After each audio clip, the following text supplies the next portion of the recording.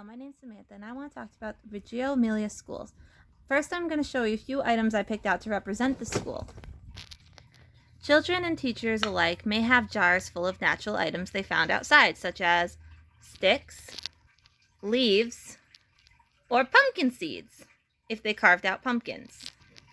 They also save man-made items such as beads, pom-poms, pipe cleaners, and toilet paper rolls, which have an endless use in sculpting, painting, creating, and games.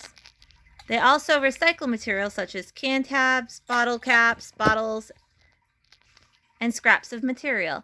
They'll use these for different types of media or to create a story. Children create art in their own ways. It may not be like the typical snowman. They may create snow dogs or snow trees. They may create other styles of sculptures completely and call it their own type of abstract art.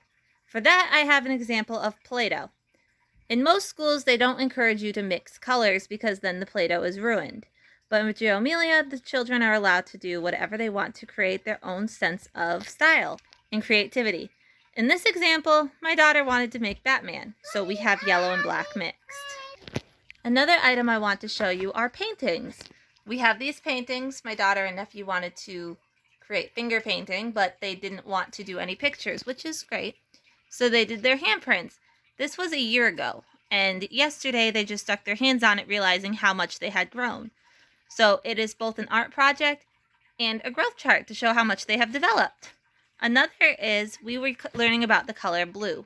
Instead of flashcards or different types of manipulatives, I gave them free range to do what they wanted. My nephew wanted to use the sky and the ocean, so he created a painting that he believes looks like both the sky and the ocean with all the waves.